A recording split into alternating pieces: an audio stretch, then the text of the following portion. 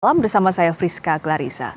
Pengadilan Negeri Jakarta Selatan mengabulkan sebagian dari gugatan pra-peradilan Roy Suryo. Hakim menyatakan penggeledahan, penangkapan, dan penahanan oleh Polda Metro Jaya tidak sah. Hakim Tunggal PN Jakarta Selatan menilai upaya paksa oleh penyidik Polda Metro Jaya di rumah Roy Suryo pada 19 Juni 2026 lalu melanggar ketentuan KUHP. Menurut Hakim, penggeledahan rumah Roy terbukti dilakukan tanpa mengantongi izin resmi dari Ketua Pengadilan Negeri setempat. Namun, putusan pra-peradilan ini tidak menggugurkan status hukum Roy Suryo sebagai tersangka kasus dugaan fitnah ijazah Presiden ke-7 RI Joko Widodo.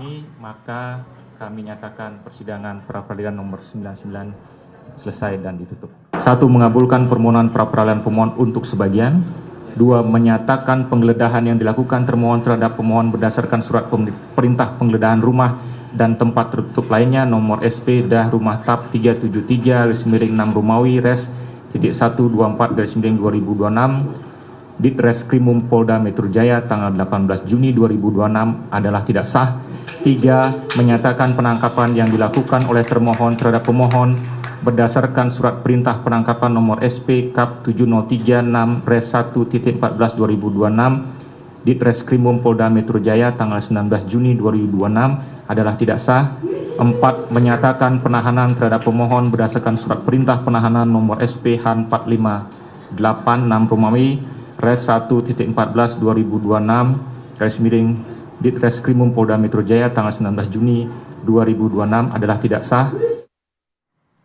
Merespons putusan ini, Roy Suryo menyatakan apresiasinya terhadap objektivitas hakim. Sementara itu, Roy akan tetap bersiap menghadapi sidang pra-peradilan kedua yang dijadwalkan bergulir pada Jumat nanti, khusus untuk menguji keabsahan penetapan status tersangka dalam jeratan Undang-Undang ITE. Pra-peradilan kedua ini tetap dilakukan karena putusan pra-peradilan pertama hanya membatalkan terkait penangkapan, penahanan, dan penggeledahan, tetapi belum menggugurkan status hukumnya sebagai tersangka. Kita akan tetap memperjuangkan nanti ketika hari Jumat itu akan ada pra-peradilan yang kedua. Pra-peradilan kedua itu ada hari Jumat dan itu apa isinya nanti akan disampaikan. Dan saya juga ingin sampaikan, hari ini kita menyelesaikan pra-peradilan di Jakarta Selatan. Kita juga akan mengikuti nanti perkara pokok itu di Jakarta Timur. Tapi kemarin kita mengajukan gugatan PMH itu apa sih? Perbuatan melawan hukum di Jakarta Utara. Presiden ke-7 Republik Indonesia Joko Widodo kembali menegaskan siap hadir ke persidangan Roy Suryo. Jokowi memastikan akan membawa seluruh ijazah pendidikannya. Selasa siang, Jokowi bilang akan hadir di persidangan jika sudah ada panggilan dari majelis hakim.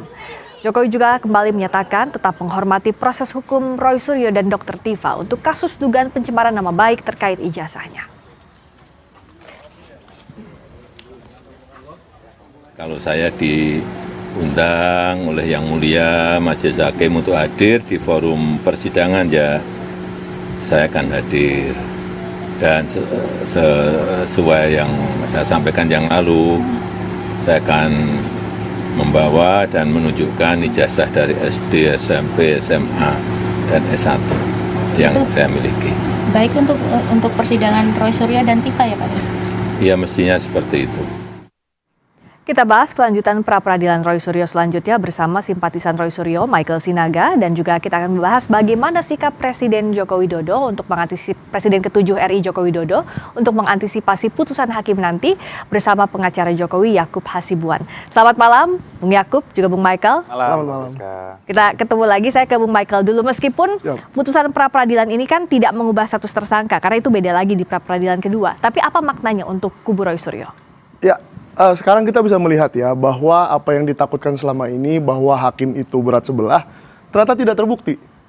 Ya, tadi kan Pak Roy Suryo meminta penggeledahannya dinyatakan tidak sah, penangkapannya dinyatakan tidak sah. Sebenarnya ada satu yang mungkin masyarakat tidak terlalu melihat, bahwa di malam hari di Rumah Sakit Polri Kramat Jati itu ada upaya paksa untuk memindahkan. Untung nggak jadi, karena saya dan beberapa teman-teman langsung meluncur ke rumah sakit dan membatalkan keinginan Polri untuk melakukan itu. Kalau tidak, kalau tadinya itu jadi dilakukan, mungkin itu masuk juga. Penangkapannya saja nggak sah, penggeledahannya nggak sah, apalagi pemindahan yang tidak jadi itu. Nah, sekarang kita sudah melihat banyak cacat dalam proses ini. Kalau memang Polri dalam SOP-nya saja cacat, sudah dikatakan hakim loh, ini bukan kata saya lagi. Kenapa kita nggak mempermasalahkan pasal-pasalnya? Kenapa kita mempermasalahkan pasalnya? Nah, saya sebagai orang yang setiap hari bersama-sama dengan Pak Roy dan Dr. Tifa, saya tahu betul, Dr. Tifa itu tidak ada sama sekali memegang ataupun mengubah ataupun memanipulasi dokumen. Karena dia memang nggak ngerti melakukan itu.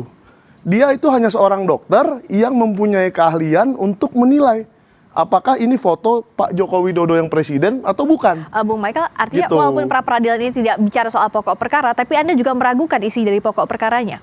Ya itu, jadi kan dari awal ini ada beberapa pasal yang kesannya dipaksakan. Sepertinya 12 orang yang dilaporkan semuanya melakukan pasal 310, 311, 27, 32, dan 35. Termasuk saya yang dilaporkan juga kan, salah satunya. Tapi 10 dari kami sama sekali tidak mengetahui Oke. soal pengubahan dokumen atau manipulasi dokumen atau dokumen pun. Saya mau tanyakan ke Bung Yakub, apakah soal tadi penggeledahan, penangkapan, ini jadi ada keraguan juga soal materi penyidikan? Mbak Friska, kalau dari saya melihatnya tentu pertama kita harus hormati putusan hakim. Apapun itu, putusan itu harus kita anggap benar karena sudah dikeluarkan oleh hakim tunggal dalam perkara ini. Nah, sejak awal mengenai pra-peradilan kami selalu konsisten bahwa itu merupakan lembaga yang disediakan oleh KUHAP dan itu merupakan hak. Kami sama sekali tidak pernah mempermasalahkan mereka menggunakan ini. Jadi sampai kalau ini ternyata diputus demikian, ya baik ya kita ikuti, kita hormati. Walaupun juga memang ini tidak ada kaitannya dengan pokok perkara, sama sekali tidak ada kaitannya. Jadi tadi kalau kami cermati juga, tadi itu memang alasan-alasan yang diambil oleh Yang Mulia Hakim juga bahwa ada katanya ketidaksesuaian dalam permohonan ketika ke KPN dengan surat perintah penangkapannya. Jadi ini lebih hal administratif sebenarnya Mbak Friska. Jadi kalau yang kami dengar tadi tidak ada sama sekali uraian hakim mengenai penangkapannya brutal seperti G30 SPKI, itu sama sekali tidak ada. Jadi putusan Prapit seperti ini memang hal yang sangat biasa saja dan itu sering terjadi di perkara-perkara lain. Jadi kami sih tidak terlalu concern mengenai putusan ini dan kami ingin fokus ke pokok perkara. Nah, apakah dengan Prapit ini kami menjadi mempertanyakan pokok perkara? Sama sekali tidak, Mbak. Justru kami ingin segera fokus ke pokok perkara sehingga klien kami dapat mendapatkan kepastian hukum. Nah, pertanyaannya kan sebenarnya sekarang kubu Mas Roy ini mengambil Prapit yang kedua. Nah, ini banyak pertanyaan-pertanyaan yang sebenarnya dilontarkan. Pertama, kenapa nggak sekaligus kemarin? Sekalipun memang ini hak Prapit kembali lagi. Yang kedua, penetapan tersangka sudah dari November tahun lalu. Kenapa baru sekarang dipermasalahkan? Ya, tentu kan hal-hal ini menjadi pertanyaan-pertanyaan publik. Jadi dari kami sih pesannya memang sebisa mungkin mari kita jangan salah gunakan forum atau hak yang sudah diberikan oleh KUHAP untuk mengulur-ngulur waktu yang mungkin konsekuensinya bisa menjadi menyebabkan klien kami tidak mendapatkan kepastian hukum. Silakan dijawab, apakah ini upaya untuk mengulur waktu? Nah, ini dua pertanyaan tadi seperti apa? Ini narasi yang selalu diutarakan oleh pihak mereka ya, bahwa ini mengulur-ulur waktu. Tapi saya jawab begini, dari awal banyak sekali pakar-pakar hukum yang beberapanya tergabung di kami yang tidak yakin ini akan sampai ke persidangan. Kenapa begitu? Karena kasusnya sangat lemah. Ya kan? Pasal-pasalnya dipaksakan, orang-orangnya dipaksakan. 12 orang ini tidak pernah berada di satu tempat yang sama, di waktu yang sama, melakukan hal yang sama. Bagaimana misalkan Mbak mencuri dompet, saya mencuri HP. Mbak mencurinya Senin, saya mencurinya Selasa. Kita dilaporkan bersama-sama kan nggak boleh. Jadi memang kasus seperti ini dari awal kami sudah yakin tidak sampai ke persidangan. Meskipun Dr. Tifa sudah masuk persidangan. Iya, kan dari awalnya yakin seperti itu. Tapi karena sekarang sudah sampai ke persidangan, oh berarti benar jaksa dan hakim ingin memeriksa pokok perkara ini. Barulah diluncurkan pra-peradilan. Jadi jangan dibilang kenapa nggak dari September, nggak dari apa.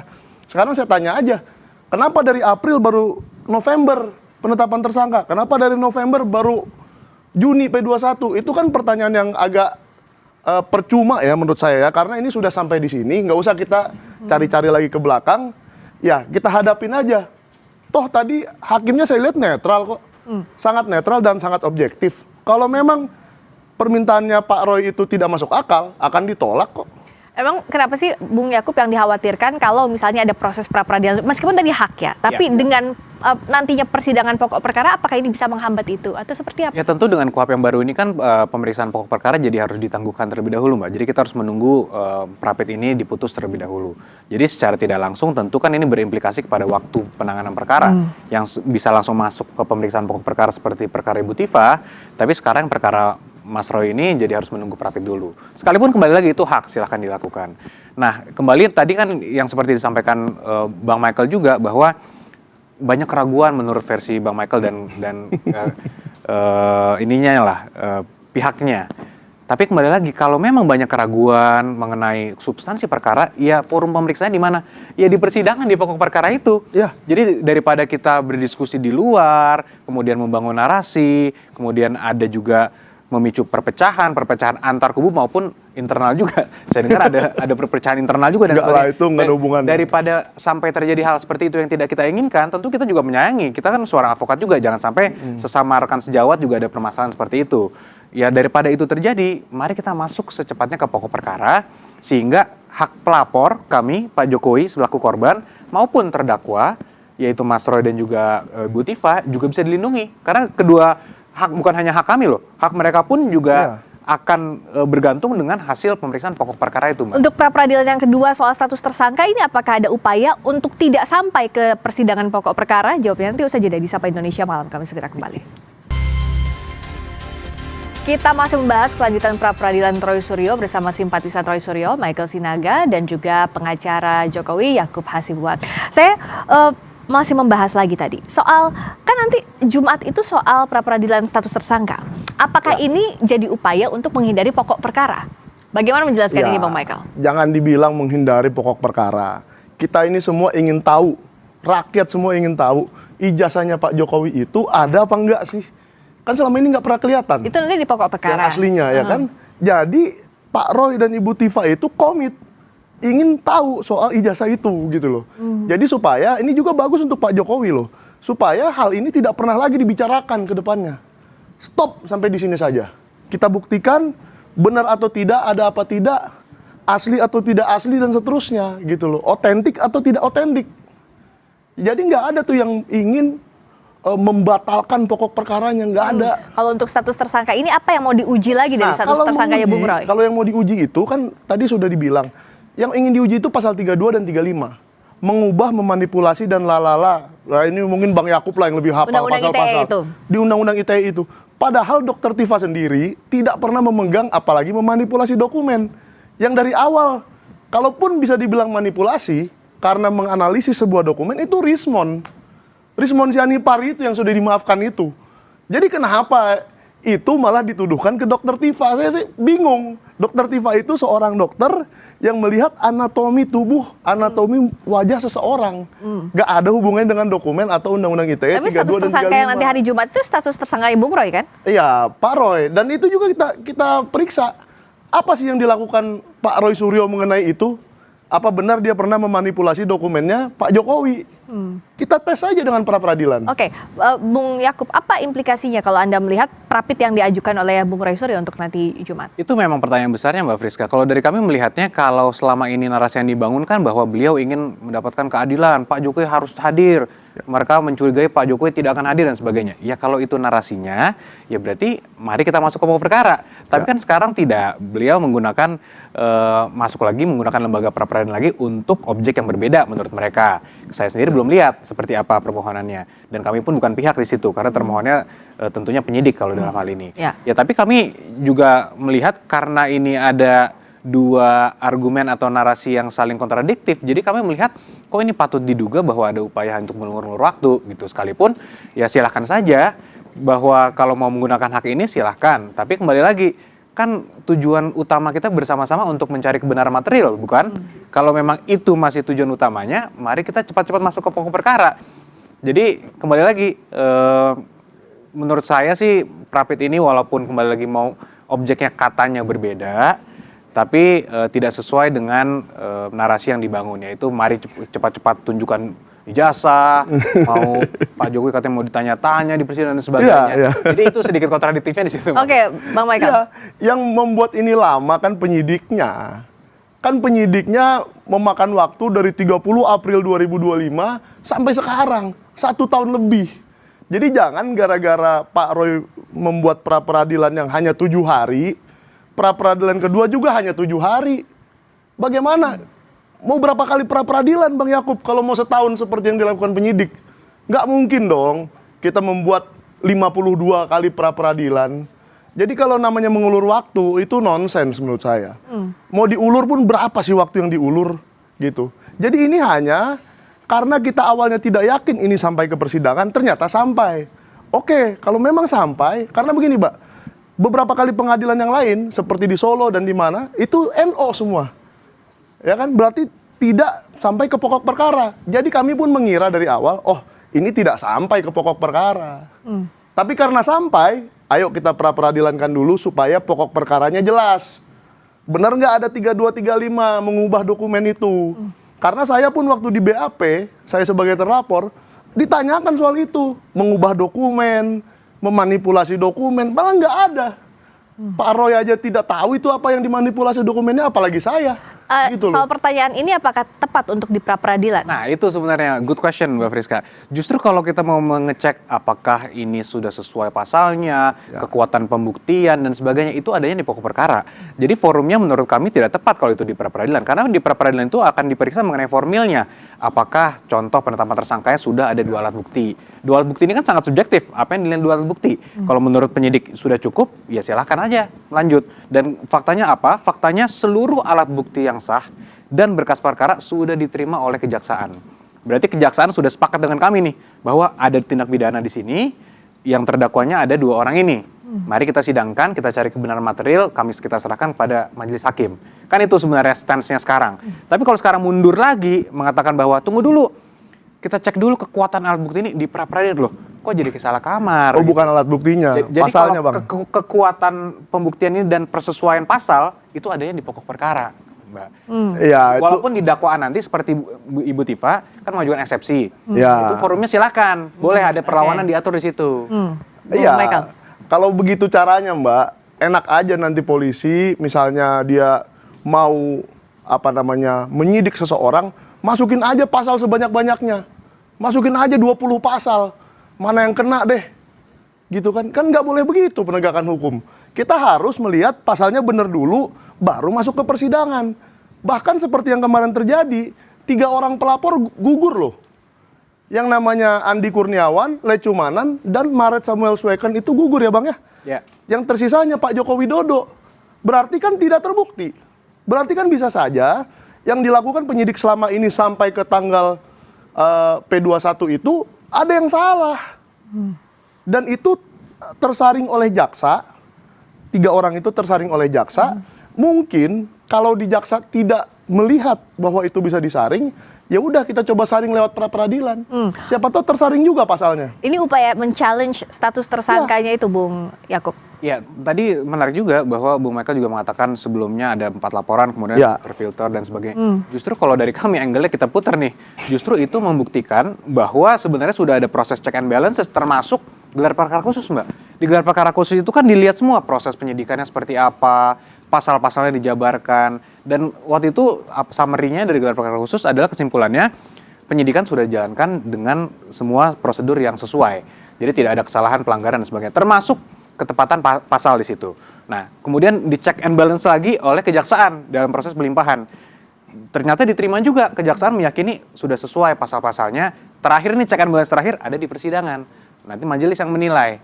Jadi prosesnya menurut kami sudah berjalan dengan baik. Tinggal kita tunggu saja seperti apa. Nah, terakhir voice-nya ada di siapa? Voice-nya ada di majelis hakim.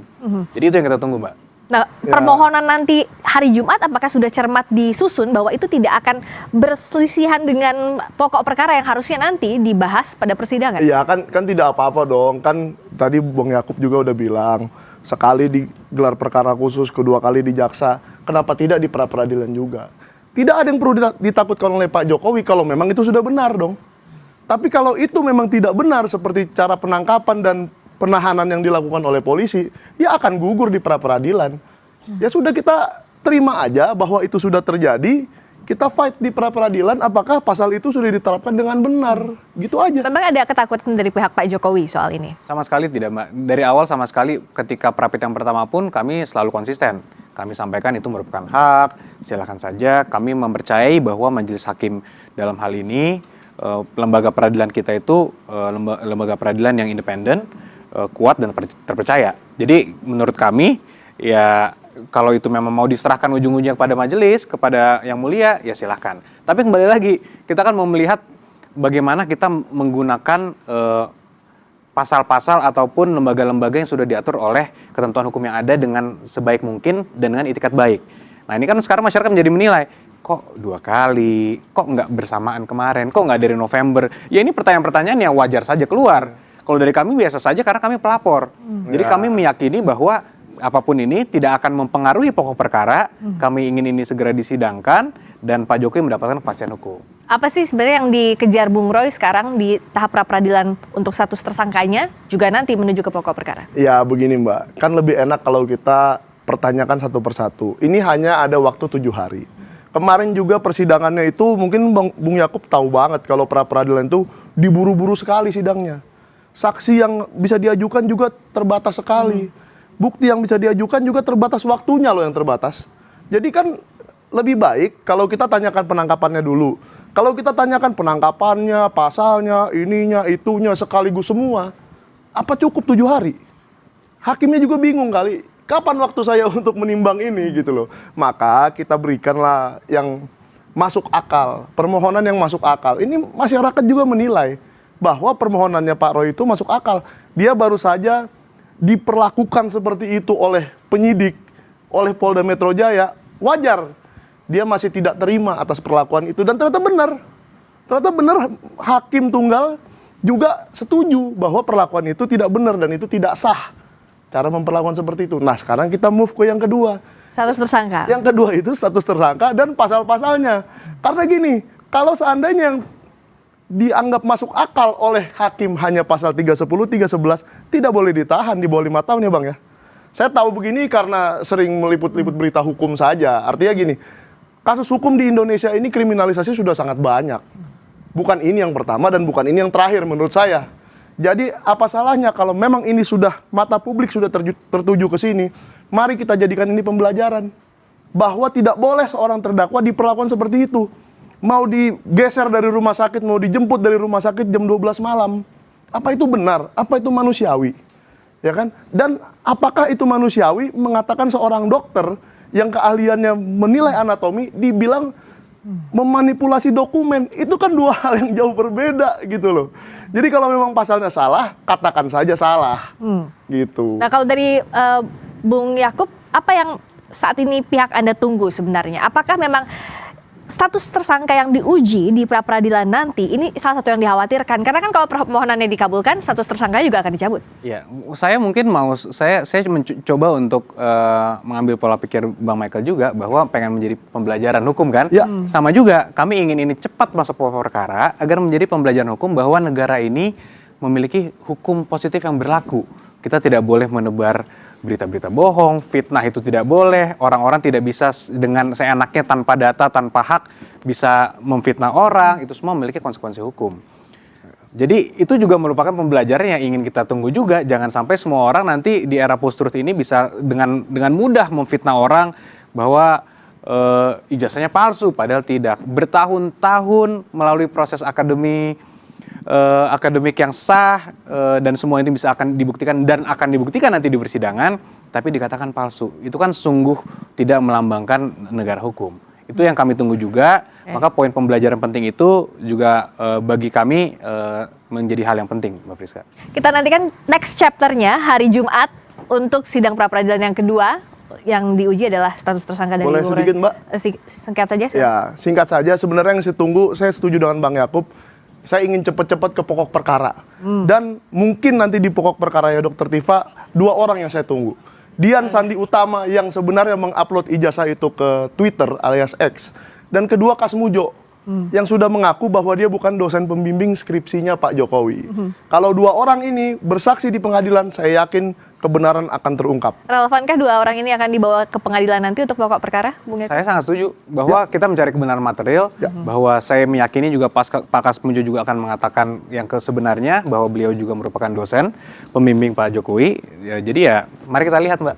The sooner the better ya. Harusnya The ini sooner segera berlangsung persidangannya agar dibuka seterang mungkin kepada publik. Terima kasih Bung Yakob Hasibuan, kuasa hukum Pak Jokowi. Terima kasih juga Bung Michael Sinaga, terima kasih. simpatisan Sama-sama. Roy Suryo.